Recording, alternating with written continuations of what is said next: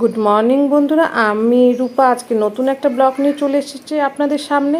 আপনারা ভালো আছেন, সুস্থ আছেন, আমরাও ভালো আছি। তো সকাল সকাল গ্যাসটা পরিষ্কার করে নিয়ে ছেলেকে পড়াতে আসলাম। আমার ছেলে কি সুন্দর নিজে নিজে একা একা পড়তে শিখে গেছে। তারপরে চলে আসলাম রান্নাঘরে, ভাবছি সকালের ব্রেকফাস্টটা বানিয়ে ফেলি। তো আজকের মেনু হচ্ছে পরোটা। সকালেই আমি বড় ছেলেকে টিফিনেও পরোটা দিয়েছি এবং তোমাদের দাদা ভাইকেও টিফিনে পরোটা দিয়েছি। তারপরে এখন বাকি রইলাম আমি আর আমার ছোট ছেলে।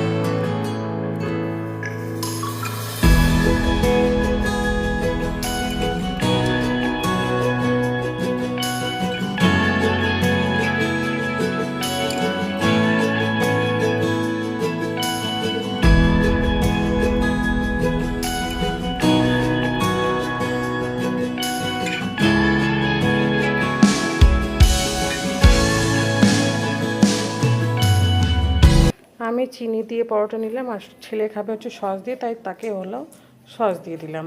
আর পরোটাগুলো একটু ছিঁড়ে ছিঁড়ে দিলাম, তাহলে ওর খেতে সুবিধা হবে, নিজে নিজেই খেতে পারবে। ও পরোটা একা একা খেতে শুরু করে দিয়েছে, আর আমি বসে যখন আমিও বসবো। তারপরে কি বলে শোনেন।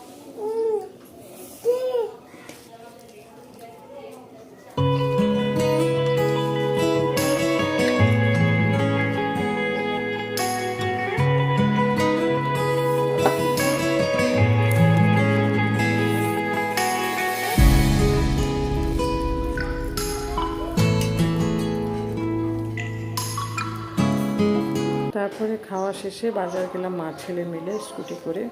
তারপরে বাজার থেকে সে রান্না সারলাম। কী কী রান্না করলাম চলুন আপনাদের সাথে শেয়ার করি। ডাল বানিয়েছি, পটল ভাজা, করলা ভাজা, ভাত, আর হচ্ছে বড়ি দিয়ে সব সবজি দিয়ে মিশিয়ে একটা সবজি বানিয়েছি। তো রান্নাটা কেমন হয়েছে একটু কমেন্টের মাধ্যমে জানাবো। আর এগুলো খাওয়া দাওয়া করা হলো, তারপর রেস্ট করে নিয়ে তারপর সন্ধ্যায় টিফিন বানালাম হচ্ছে সুজি। তো আমরা দুই ছেলে এবং আমি তিনজনে মিলে আমরা সুজি খেলাম। আর ব্লগটা এখানেই শেষ করলাম, কালকে আবার দেখা।